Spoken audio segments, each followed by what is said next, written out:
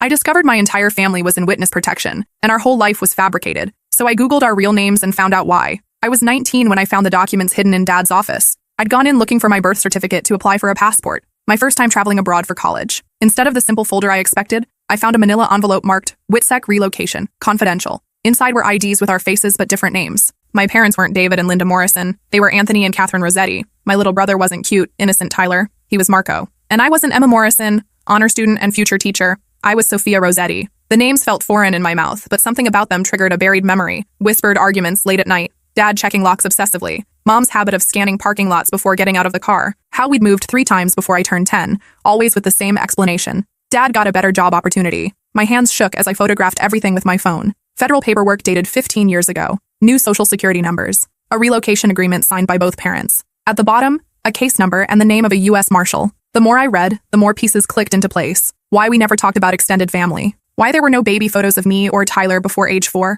Why Mom sometimes woke up screaming from nightmares she refused to discuss. Why Dad carried a gun in his briefcase, something I'd discovered years ago but never questioned. That night, I waited until everyone was asleep, then crept into the basement with my laptop. My heart pounded as I typed Anthony Rossetti into the search bar. Part of me hoped I'd find nothing, that this was all some elaborate mistake or misunderstanding. The results made my blood run cold. News articles from 2008 filled my screen. Headlines screamed about organized crime, racketeering, and a massive FBI investigation that brought down half of Chicago's crime families. Anthony Rossetti wasn't just mentioned. He was a key witness whose testimony had put away 12 people, including his own brother. I clicked on a photo from the Chicago Tribune. There was Dad, 15 years younger, walking into federal court flanked by U.S. Marshals. The caption read, "Star witness Anthony Rossetti arrives to testify against the Benedetti crime family." The article detailed how Dad had been the Benedetti family's accountant, managing their money laundering operations through a chain of restaurants. When the FBI raided their headquarters, they'd offered him a deal, testify against everyone, or spend 30 years in prison. But what made me physically sick was reading further down the page. Mom's maiden name had been Catherine Benedetti. She wasn't just married to the accountant, she was the boss's daughter. My father had betrayed his wife's own family to save himself. I searched for more information about the Benedetti family, and what I found made me understand why we'd been running for 15 years. The organization had tentacles reaching across 3 states: drug trafficking, illegal gambling, contract killings. And according to multiple news sources, they had a reputation for never forgetting betrayal. A 2010 article mentioned that 2 other witnesses from the same case had been found dead despite being in protective custody. One had his cover blown when he tried to contact his elderly mother. The other had been identified by a former associate at a grocery store in Phoenix. Their deaths weren't quick or clean. I kept searching until I found what I was dreading. A forum post from just 6 months ago on a crime enthusiast website. Whatever happened to Anthony Rossetti, the snitch who brought down the Benedettis? Someone should find that rat. The responses made my stomach churn. People posting theories about where Dad might be hiding. Someone had even uploaded an age progression photo showing what he might look like now. It was eerily accurate. Then I found the news article that changed everything. Vincent Benedetti released after serving reduced sentence. The date was 2 weeks ago. Vincent Benedetti was Uncle Vincent, Mom's brother, the man who taught me to ride a bike and snuck me extra dessert at family dinners.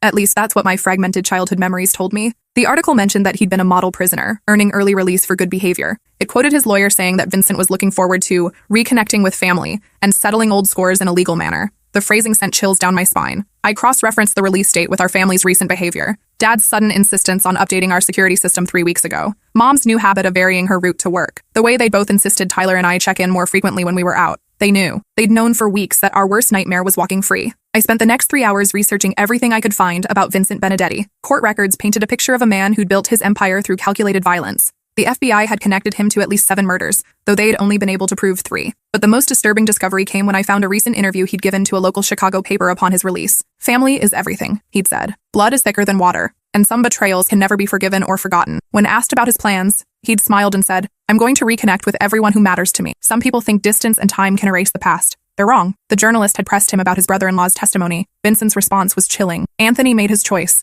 Now he has to live with the consequences. Him and his family. I realized I was crying, not just from fear, but from grief. Everything I believed about my life, my family, my identity, it was all smoke and mirrors. The loving extended family I'd mourned losing in childhood hadn't been lost to distance or death. They'd been lost to betrayal. But worse than that was the growing certainty that our time was running out. I searched deeper into our family history. Mom's family had run Benedetto's restaurant for 3 generations. It wasn't just a business, it was the center of their world. Sunday dinners with 30 relatives, weddings that lasted 3 days, baptisms where the entire neighborhood showed up. I found photos on the restaurant's old website. There was Mom at 16, helping in the kitchen. Dad at 18, awkward in a server's apron. Apparently he'd started working there to pay for college. And there was Uncle Vincent, always in the center of every photo, arm around whoever was nearest. That same smile I remembered from childhood. Reading between the lines of various news articles, I pieced together what had really happened. Dad hadn't started as a criminal. He'd been an accounting student who fell in love with the boss's daughter. Vincent had given him a job to help pay for school. But gradually, Dad had gotten pulled deeper into the family business, the real family business. By the time he realized what he was involved in,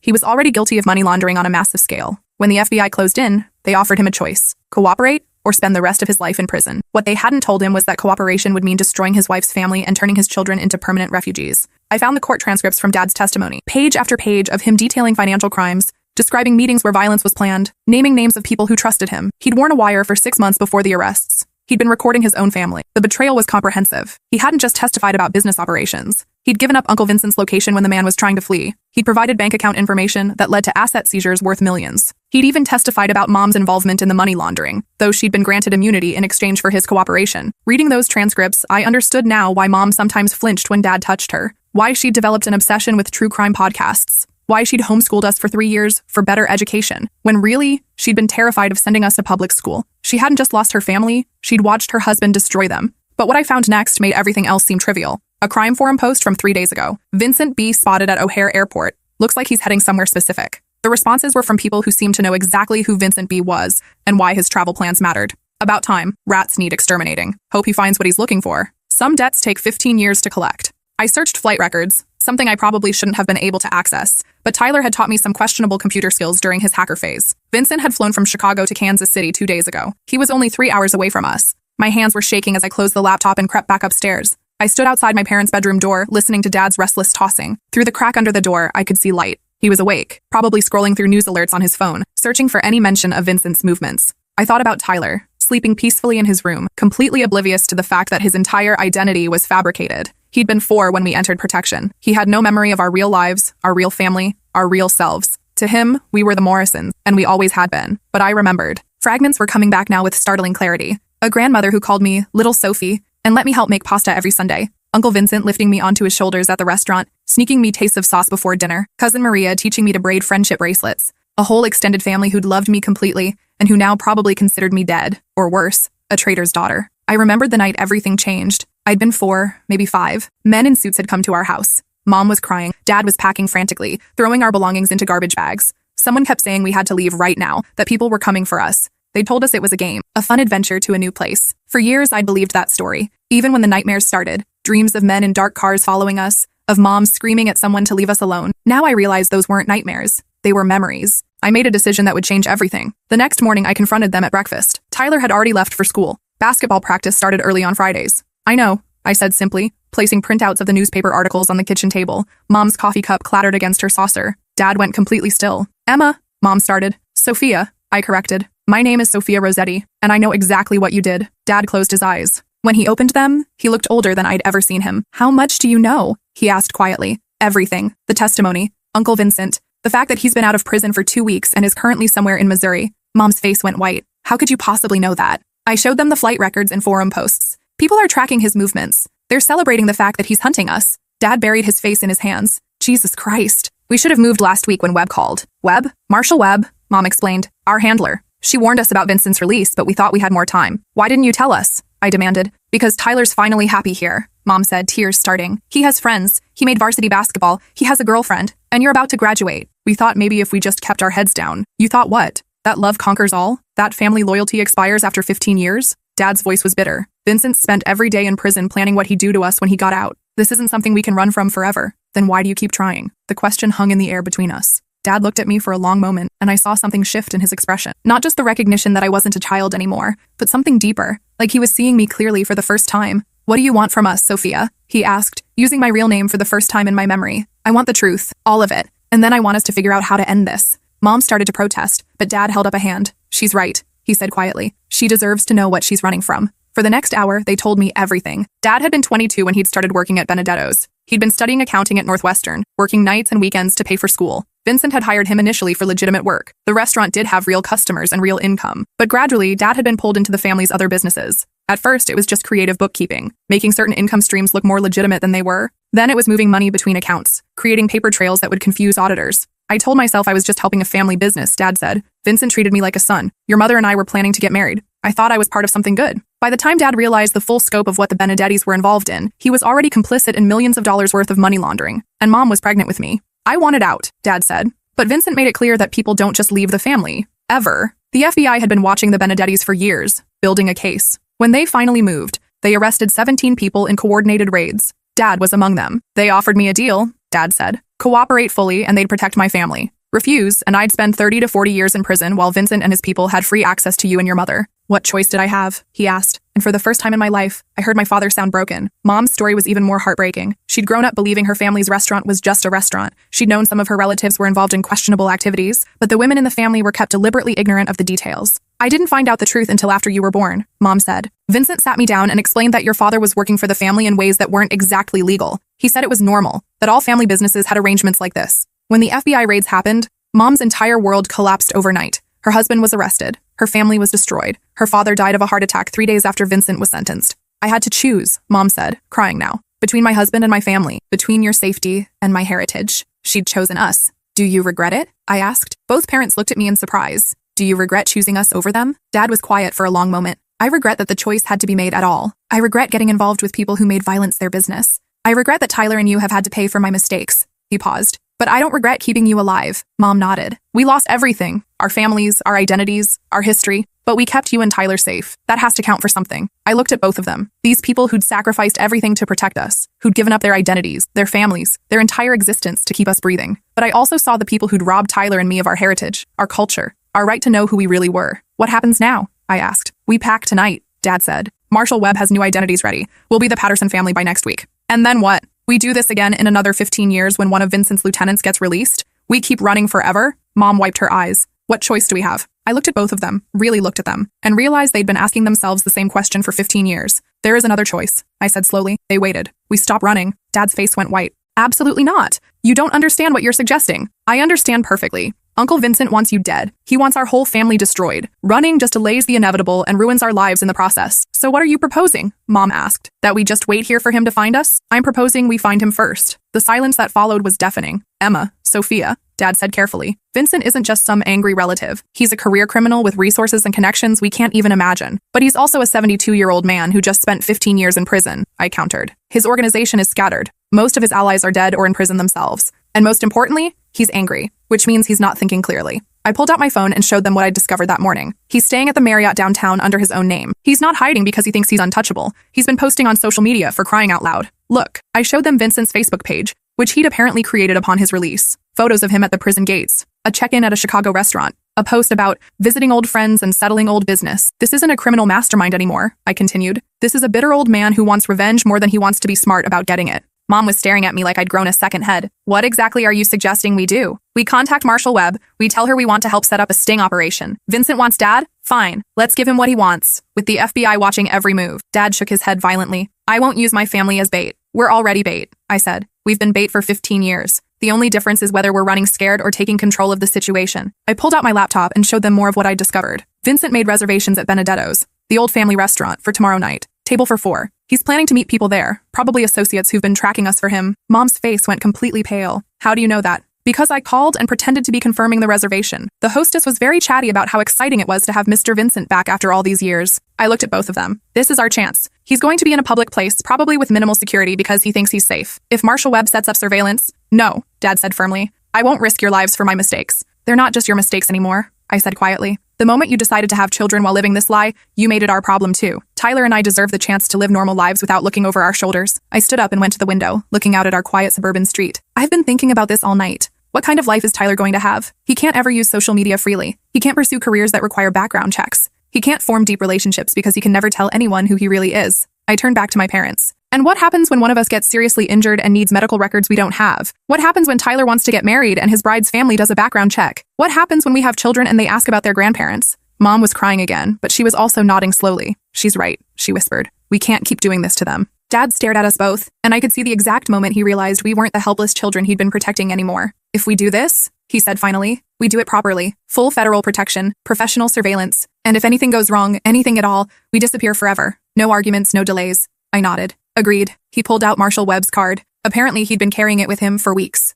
I'll make the call, he said. 3 hours later, Marshall Patricia Webb was sitting in our living room, looking like she'd rather be anywhere else in the world. She was younger than I'd expected, maybe 45, with graying brown hair and the kind of alert eyes that suggested she'd seen too much. She wore a simple blue suit and carried herself with the confidence of someone who'd spent years dealing with dangerous people. "This is highly irregular," she said for the fourth time. "Using protected witnesses as operational assets goes against every protocol we have." "But it could work," I insisted. "Vincent wants a meeting with Dad. We can give him one." Marshall Webb looked at Dad. "You understand what you're volunteering for? If Vincent suspects this is a setup, he won't just disappear. He'll escalate." Dad's voice was steady. "I've been running from this man for 15 years. I'm tired of being afraid. And your children? Are you willing to risk their lives for closure?" "We're willing to risk our lives for freedom," I answered before Dad could respond. "This isn't about revenge. It's about ending this cycle so Tyler and I can have real futures." Marshall Webb studied all of us for a long moment. I could see her weighing risks, calculating odds, probably thinking about how she'd explain this to her superiors if things went wrong. "If we do this," she said finally, "it's by federal rules. Professional agents, controlled environment, multiple backup plans. You don't freelance, you don't improvise. You follow instructions exactly as given." We all nodded. "And if Vincent brings backup we're not prepared for, or if the situation becomes unsafe in any way, we abort immediately. You disappear that night and you never surface as the Morrison family again." "Understood," Dad said. Marshall Webb made several phone calls, speaking in careful code with people whose names I'd probably never know. While she talked, I thought about Tyler, still at school, completely unaware that his life was about to change forever. When she hung up from the last call, her expression was grim. "We're going to do this," she said, "but not at the restaurant. Too many civilians, too many variables. We're going to arrange a different meeting location." She pulled out a tablet and showed us photos of a warehouse district across town. Industrial area, mostly abandoned after 6 p.m. We can control access points, position agents, and ensure no innocent bystanders get caught in crossfire if things go wrong. "How do we get Vincent to agree to meet there instead of the restaurant?" I asked. "We're going to tell him Dad wants to surrender himself in exchange for leaving the rest of the family alone," Marshall Webb said. "It's exactly the kind of dramatic gesture Vincent's ego would demand." She showed us psychological profiles the FBI had developed on Vincent during his incarceration. The man was driven by pride, by the need to feel powerful and respected. Having Anthony Rossetti beg for his family's lives would be irresistible to him. "Men like Vincent need to feel like they've won," Marshall Webb explained. "They need their enemies to acknowledge defeat publicly. It's not enough to just kill someone. They need to break them first." The plan was elegant in its simplicity. Dad would call Vincent directly, a number Marshall Webb's team had obtained through surveillance, and request a meeting. He'd claim that 15 years of running had broken him, that he wanted to face the consequences of his betrayal like a man. "You'll tell him you're tired of looking over your shoulder," Marshall Webb instructed Dad, "that you want to make a deal. Your life in exchange for leaving Catherine, Sophia, and Marco alone. Will he believe that?" Mom asked. "He'll want to believe it," Marshall Webb said. "Vincent spent 15 years fantasizing about this moment. The chance to have his brother-in-law grovel for mercy? He'll take that meeting." We spent the rest of the afternoon rehearsing exactly what Dad would say. Every word was scripted, every possible response anticipated. Marshall Webb's team had studied Vincent's speech patterns, his psychological triggers, his ego weaknesses. "Remember," she told Dad, "you're a broken man who's run out of options. You're not being brave, you're being desperate. That's what Vincent wants to see." When Tyler came home from school, we told him Dad was working on a special project that required some security consultations. He was too distracted by basketball playoffs and an upcoming dance to pay much attention, but I caught him looking at me strangely a few times. "Are you okay?" he asked me while we were making dinner. "You seem weird today." "Just stressed about college applications," I lied. He nodded, accepting the explanation easily. At 14, he still believed that teenage anxiety was the worst thing in the world. That evening, Dad made the call. We all gathered around the kitchen table, with Marshall Webb and 2 other agents listening on monitoring equipment. My heart pounded so loudly I was sure the microphones would pick it up. Dad dialed the number with steady hands. It rang twice before a familiar voice answered. "Yeah? Vincent? It's Tony." A long pause. When Vincent spoke again, his voice was soft and dangerous. Well, Anthony Rossetti. I was wondering when you'd call. "I want to meet," Dad said, following the script perfectly. "Just you and me. We need to talk." "Oh, we're going to talk, Tony. We're going to have a very long conversation about family loyalty." "I know what I did was wrong," Dad said, and the pain in his voice wasn't entirely acting. "I've spent 15 years regretting it. But my family, they don't deserve to pay for my choices." Vincent laughed, and the sound made my skin crawl. "Your family? You mean my sister and her children? The niece and nephew I haven't seen since they were babies because their father decided to become a rat? I'll make it right," Dad said. "Whatever you want from me, I'll give you. Just leave Catherine and the kids alone." Another pause. I could almost hear Vincent's mind working, savoring the moment. "You know what, Tony? I think we should meet. But not at some public place where you might have friends waiting. Somewhere private. Somewhere we can really talk." "Name the place," Dad said. Vincent gave him an address. The warehouse district Marshall Webb had already prepared. "Tomorrow night, 9 o'clock. Come alone, and come ready to make things right." "I'll be there," Dad said. "You better be. Because if you don't show, I'm going to pay a visit to that nice house on Maple Street where Catherine's been living. And I'm going to have a long conversation with my nephew about what happens to traitors' children." The line went dead. Marshall Webb was already on her radio, coordinating with her team. "Target confirmed for tomorrow 9 p.m. All units prepare for operation." I looked at Dad, who was staring at the phone like it might explode. "He knows where we live," Mom whispered. "He's known for weeks," Marshall Webb said. "Vincent's just been playing with you, waiting for the right moment. This call gives us the advantage. Now we control when and where the confrontation happens." That night, our house was transformed into a federal command center. Agents installed monitoring equipment, ran communication checks, and briefed Dad on exactly what to say and do during the meeting. Meanwhile, Tyler remained completely oblivious. We told him the agents were security consultants helping Dad with a work project. He bought the story completely, even asking one of the agents about FBI recruitment requirements for a school project. Kid's got good instincts, the agent told me later. He'd make a good federal agent himself someday. The irony wasn't lost on me. Thursday night, Marshall Webb pulled me aside. Last chance to change your mind, she said. Once this starts, there's no going back. If things go wrong tomorrow night, your family might have to disappear permanently. New names, new faces, no contact with anyone from your current life. I know, I said, but we can't keep living like this. Tyler deserves to know who he really is. We all do, she nodded. Your father's lucky to have you. No, I said, watching Dad rehearse his lines with the agents for the dozenth time. We're lucky to have each other. Friday evening arrived with unseasonable rain, the kind of weather that made everything seem more ominous, more final. At 7 p.m., Tyler left for the school dance. I hugged him goodbye, memorizing the feel of it in case it was the last time I'd see him as Emma Morrison's little brother. Have fun, I told him. You're being weird again, he said, but he was grinning. Must be a girl thing. If only he knew. Dad kissed Mom goodbye at 8:30 p.m., and for a moment, I saw them as Anthony and Catherine Rossetti, young people in love who'd made terrible choices and spent 15 years paying for them. I love you, Mom whispered. I love you too, he replied. All of this, everything we've been through, it was worth it to keep you and the kids safe. I hugged him at the door. Be careful, Dad. He smiled, the first genuine smile I'd seen from him since I'd discovered the truth. I will. And when this is over, we're going to have a very long conversation about our real family history, the good parts you never got to know. 2 FBI vehicles followed Dad to the warehouse district, maintaining careful distance. Marshall Webb and her team were already in position, with agents disguised as homeless people, maintenance workers, and late-shift employees. Mom and I waited at home, listening to radio chatter from the command post they'd set up in our garage. At 8:47 p.m., Vincent arrived at the warehouse. He wasn't alone. 3 vehicles, came the report over the radio. Target plus 5 associates, all appear armed. My heart sank. This wasn't the small, manageable operation we'd planned for. Abort? Came a voice over the radio. Negative, Marshall Webb's voice responded. We proceed. All units maintain position. At 9:02 p.m., Dad's car pulled into the warehouse parking lot. Lone Wolf is in position, came the report. Lone Wolf was Dad's code name. For the next 20 minutes, we listened to Vincent and Dad's conversation through the wire Dad was wearing. Every word was clear, recorded for posterity and legal proceedings. Vincent had spent those 20 minutes detailing exactly what he'd planned to do to our family, how he'd tracked us through social media posts from Tyler's basketball games, how he'd been paying informants to watch for any sign of the Rossetti family in small towns across the Midwest. I'm a patient man, Tony, Vincent's voice said through the radio speakers.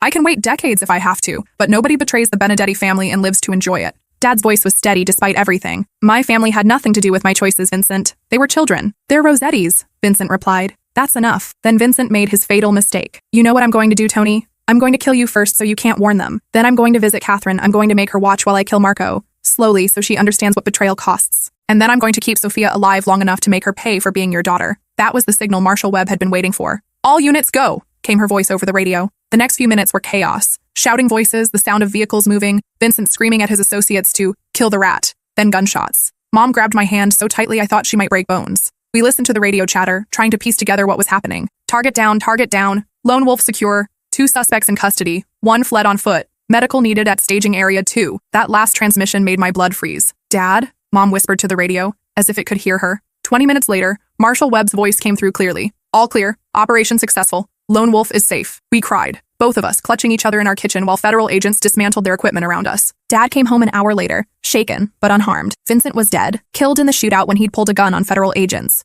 3 of his associates were in custody. 2 others had fled but were being tracked by FBI teams across 3 states. The investigation that followed revealed the full scope of Vincent's revenge plan. He'd spent years in prison building a network of contacts, offering payment to anyone who could provide information about the Rossetti family's location. He'd been planning to torture Dad's entire family before killing them, then display their bodies as a warning to anyone else who might consider betraying organized crime families. 6 months later, we sat in a federal courthouse as Vincent's surviving associates were sentenced for conspiracy to commit murder, violation of federal witness protection laws, and a dozen other felonies. The trial revealed details that made our 15 years of running seem like a picnic compared to what Vincent had actually been planning. After the sentencing, Marshall Webb handed us a choice we'd never expected to have. You can stay in witness protection as the Morrison family, she said. Vincent said, but there might be others who still hold grudges. Or you can reclaim your real identities. The threat assessment shows minimal ongoing risk. The decision wasn't as easy as I'd expected. Tyler, who'd learned the truth after Vincent's death, was struggling with the revelation that his entire identity had been fabricated. He'd gone through weeks of counseling, trying to process the fact that he was Marco Rossetti, not Tyler Morrison. I don't know how to be Marco, he'd told me one night.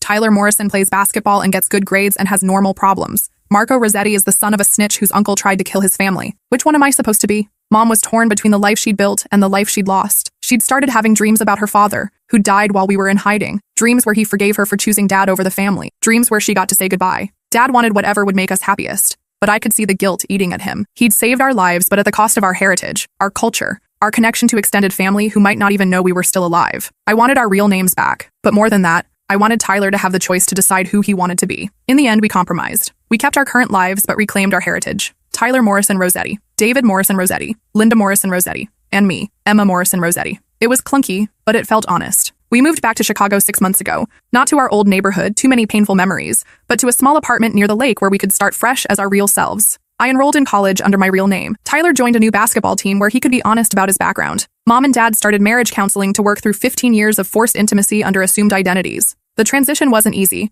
We had to relearn how to be ourselves after spending so many years being other people. Simple things like signing our names or introducing ourselves to new people required conscious thought. But slowly, we began to remember who we'd been before we became the Morrisons. Mom started cooking Italian food again. Recipes her mother had taught her that she'd avoided for 15 years because they reminded her of what she'd lost. The smell of garlic and basil in our kitchen made her cry the first few times, but they were good tears. Dad reached out to his surviving relatives, cousins and aunts who'd had no idea what had happened to Anthony Rossetti and his family. Some wanted nothing to do with us, still angry about his testimony, but others welcomed us back with open arms, grateful to learn we were alive. Tyler struggled the most with the adjustment. He'd spent 10 years building Tyler Morrison's personality, and discovering that it was all artificial left him feeling hollow. He went through a phase where he insisted everyone call him Marco, then switched back to Tyler, then settled on Tyler Marco, using his middle name as a bridge between his identities. I don't know if I'm Italian or American or both or neither, he told our counselor during one family session. I don't know if I like basketball because I really like it or because Tyler Morrison was supposed to like it. It took months of therapy for him to understand that interests don't have ethnicities, that the person he'd become was real even if his name had been fake. Last week, I visited Benedetto's restaurant. It's under new management now, a young couple who bought it from the state after the Benedetti assets were seized. They've transformed it into a modern Italian fusion place, serving creative dishes alongside traditional ones. But they kept some of the old family photos on the walls, treating them as historical artifacts rather than personal memories. I found a picture of myself as a toddler, sitting on Uncle Vincent's lap at what must have been a Christmas celebration. We're both smiling. He's holding me like I'm precious to him, like I'm the most important thing in his world. Looking at that photo, I understood something I'd never grasped before. Vincent wasn't evil because he was born that way. He'd loved me once. He'd been part of a family that laughed together and celebrated together and protected each other. But somewhere along the way, loyalty became obsession, protection became control, love became possession. The same qualities that make families strong can destroy them if they're taken too far. I asked the restaurant owners if I could have a copy of the photo. They said yes, probably thinking I was just a customer who found the historical images interesting. Now it sits on my desk at home, next to a recent photo of our reconstructed family. In the old picture, I'm laughing on Vincent's lap, completely trusting and innocent. In the new picture, I'm standing between my parents and Tyler, all of us smiling, but with eyes that have seen too much. The contrast tells the whole story of who we were, who we became, and who we're trying to be now. Tyler asked me once whether I regretted discovering the truth about our family. I told him no, but that wasn't entirely honest. I regret that we lost 15 years of being ourselves. I regret that Tyler never got to know our grandmother before she died of heartbreak over losing her family. I regret that we missed weddings and graduations and ordinary family moments that could have been beautiful instead of dangerous. But I don't regret that Dad chose our safety over his family's loyalty. I don't regret that we got the chance to become people instead of just survivors. And I don't regret learning that sometimes the most courageous thing you can do is run away, as long as you eventually find the strength to stop running and reclaim your life. These days, when people ask about our unusual hyphenated last name, I tell them it's complicated. But the truth is, family is always complicated. Some families are complicated because of divorce, or adoption, or blended households. Our family is complicated because we had to choose between love and loyalty, between heritage and survival, between the people we were born to be and the people we needed to become. It's just that some complications are worth 15 years of false identities and federal protection, and others are worth a lifetime of figuring out who you really are underneath all the lies you've been told, and telling yourself about who you're supposed to be. The funny thing is, I'm more myself now than I ever was as either Emma Morrison or the child I was before we went into hiding. Maybe that's because I finally understand that identity isn't just about names or heritage or family history. It's about the choices you make when everything you thought you knew turns out to be wrong. It's about who you decide to be when you discover that who you've been was never really you at all.